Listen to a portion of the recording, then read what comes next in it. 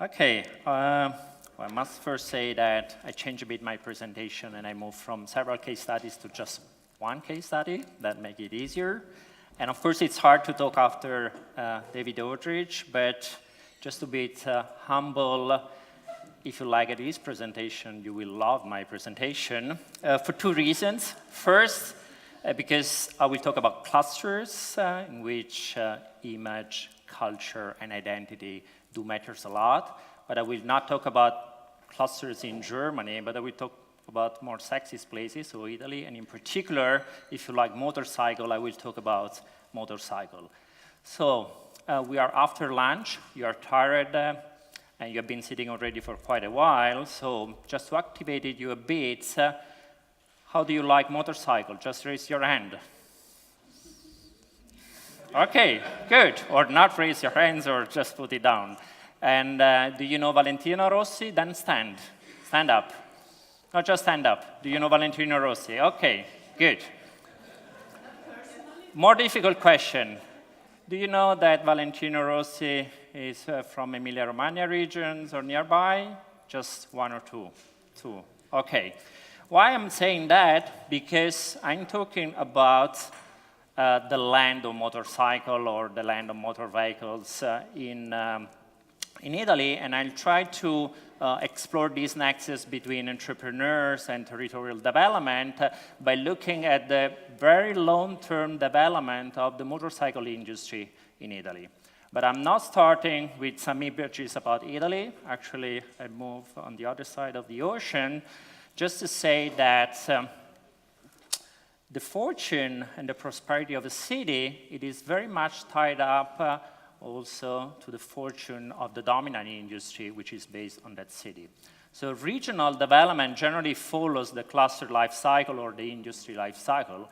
That also means that if, for whatever reasons, regions get locked into outdated specialization or industry, we might expect decline. And of course, possibly one of the very well-known case is the one on Detroit. Clearly, it was the capital of the automobile industry in the world, and then end up in some of the district of Detroit, not all overall, but of course, rundown places. So what is the key, also from a policymaker perspective, the key question here? How can you delock certain places or certain industry, or how can you detach the fortune of your place from the industry life cycle? Well, one possible answer is that places have to tap into ideas or new knowledge. Or if you want, certain industry have to renew themselves, and they can do it in different ways, of course. On the other side, of course, from a place-based perspective, different cities can offer different type of advantages to these new activities. But who can do that, let's say? Who is the main driver of change within a specific industry and a specific city? And this was my drawing. So on the top, basically you have our own entrepreneurs. You can also think more broadly, can be talents, global talents, can be people that are based in the region, so from the same families of the industry that are based there, like in industrial clusters, but can be also migrants moving to the region. Or it can be, let's say, incumbent firms that decide to diversify in a new sector. So a question that was also posed at the very beginning of this conference is, okay, do we expect entrepreneurs rather than large firms or established firms or incumbent firms in general to be the driver of change? And this is what I mean for agents of structural change. Of course, you can imagine what my answer will be. I tend to support entrepreneurs, at least in these type of conferences. And of course, this is not just my ideas. If you look back at the literature, and I don't want to spend many words on that, there is quite some support, both theoretically and empirically, saying that entrepreneurs are main drivers of either innovation, structural change, and there are good theoretical reasons for that.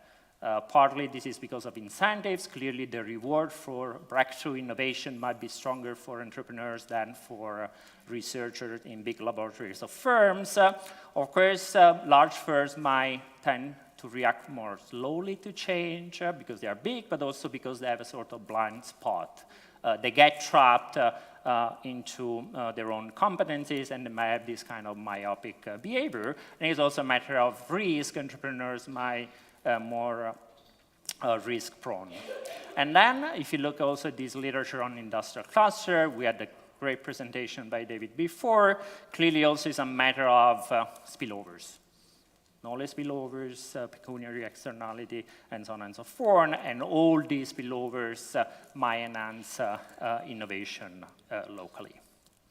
So with this background in mind, what we did with some colleagues, I want to mention them because it's really a joint effort with colleagues in Utrecht and also University of Pisa. We looked at the very long-term evolution of the motorcycle industry in Italy, and we try to understand the process of industry renewal and who are the main drivers or the actors that push for this renewal.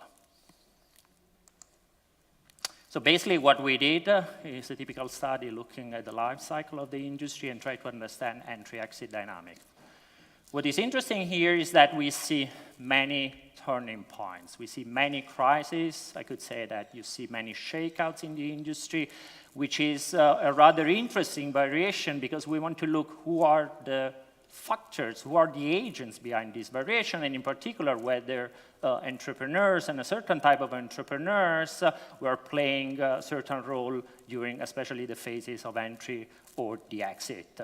So you see, and this pattern is rather turbulent as compared to similar sector. So if you look, and you're aware of this work by Stephen Klepper that was looking actually at the Detroit car making industry, you see that the shakeouts, so the peak of concentration is just after a few years of the formation of the industry, and since the 1920s more or less, we have already an industry rather consolidated, so you have a sort of bell-shaped curve. While here you have clearly many peaks, and the consolidation occurs very late in time, almost in the 80s. But another interesting characteristic, so we are talking about entrepreneurs, but we want to talk also about places, is that this industry is fairly concentrated geographically. Perhaps not a surprise, actually, if you look at the car making industry, it's even more concentrated. So it is concentrated, but it is concentrated in different places. And of course, this is also quite an interesting variation to test this idea which places matter the most, because we can compare places, basically. So this is not like England, where everything was in Coventry. This is not like the car making industry in United States, where everything was in Detroit. Here we have different places that at different stages of the life cycle played quite an important role in order to attract or give, let's say, the right ecosystem for the emergence and the entry of specific industry. So we have three main areas, basically around Turin and the city of Turin. Milan area, which span different provinces. This is the area also where Moto Guzzi is used to be based. And of course, then we have the Motor Valley, which is mainly in the Bologna province, but also spanning the Modena province. And I would say it's all over the Emilia-Romagna region. And of course, we tend to focus, and I will tend to focus and explain a bit more about Bologna. So what do we do? Well, that's a quantitative work, but we have really to look into the data, look into the encyclopedia, and what we want to discover is, okay, who are the founders? So in order to also classify these firms. So we look into the background of the founders, and we try to split our own sample, let's say, in between entrepreneurs and firms, established firms or incumbents, and in between entrepreneurs and firms, we'll look deeper into the characteristic and the experience of these either entrepreneur firms. And we come up with a distinction which is already present in the literature, in particular the work by Stephen Clapper. So we identified the spin-off entrepreneurs, so those firms that were funded by people that had already experienced in the same sector, and because of either good ideas or disagreement, they decided to start up a new firm.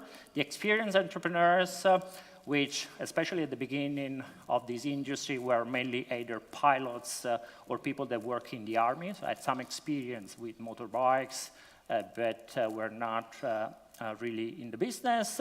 And then you had a number of diversifiers, let's say. Companies that were operating in similar sectors, can be bikes, can be automotives, can be some components, and at a certain point start up also with motorbikes. So we have a sample of about 670 firms, and we observe these firms over time, but of course we don't have many information about the firms because this is 150 years periods. So basically what we look at is the survival of the firms. So we want to know which firms survive and relate this survival to the characteristic of the background and also to the geographical location. And basically I try to summarize all the results in two graphs. So firms try to compare entrepreneurs versus firms. And here you have a typical hazard function, which is U-shaped. Basically, at the very beginning, like infant, they were born the firms, so the hazard was particularly high. So the risk of failure is particularly high when the firms are very young. As soon as they grow and reach more or less the age of 50s or 60s, their hazard decline. So the risk of failure will decline, and when they get older, it increases again. That's like human beings to a certain extent.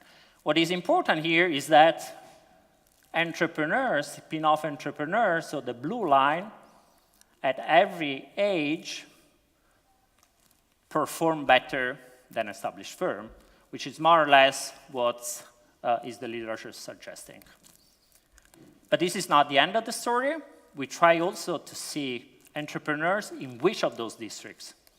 And here, okay, before going to that, I'll give you some more details here. Actually, in our analysis, then we can exactly compute how much spin-off entrepreneurs perform better than established firms, and we find that they are 45% more likely to survive than firms in general, but in particular than inexperienced firms.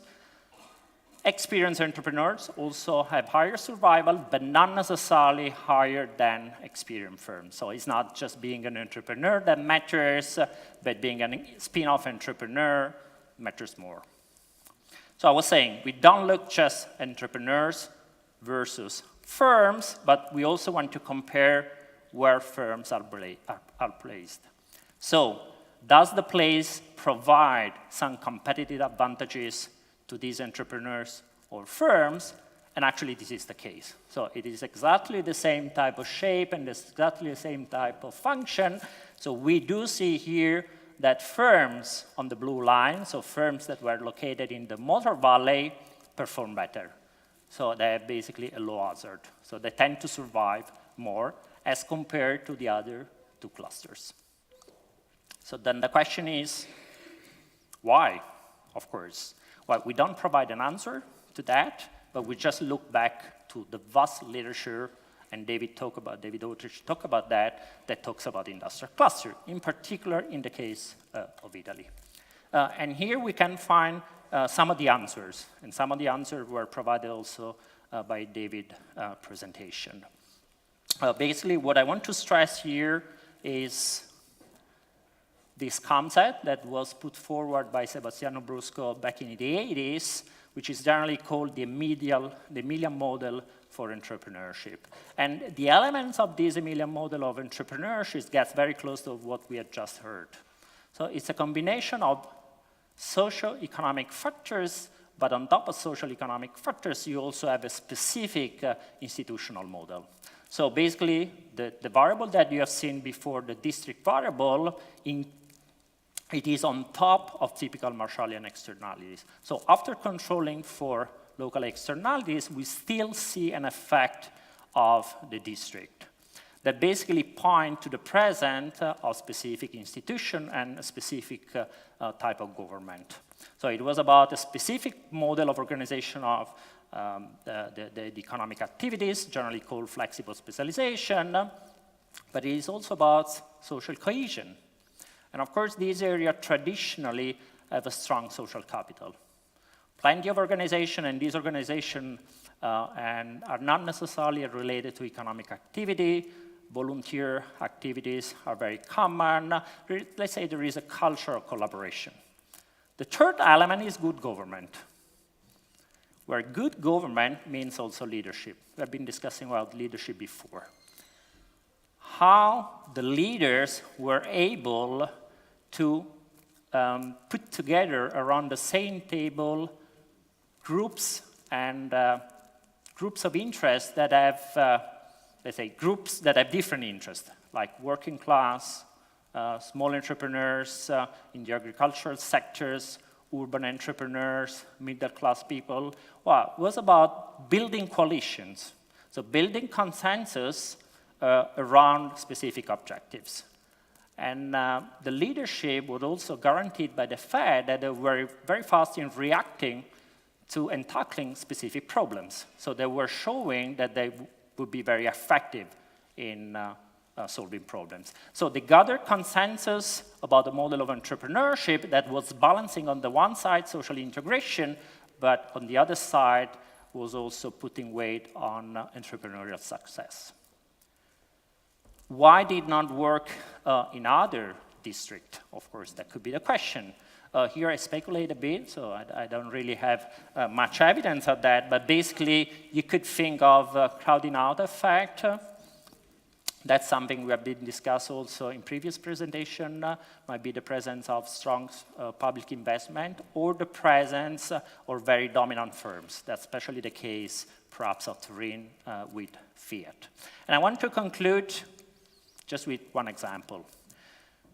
I'm talking about an analysis of an historical process that lasted more than 100 years, but there are still signs of this good government. This is something very recent, is the creation of the Motor Valley Association in Emilia-Romagna, which is an initiative that has been supported by the region and by the local companies, and in particular last year they started with the Motor Vehicle University of Emilia-Romagna, which was putting around the table all the university of the regions with the major player in the sector. Of course, these are not small firms. Some are small firms, are clearly big firms, and they were basically creating a university that would create and would attract global talents from abroad. So that's another sign of the fact that government might be indeed an important ingredient. And thank you very much. All right. Thank you so much.